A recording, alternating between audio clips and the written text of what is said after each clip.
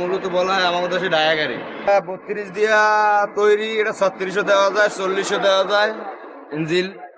ঠিক আছে, 32 এল চামচাই নিউ ভার্সন সিটিং বিল্ডার্স।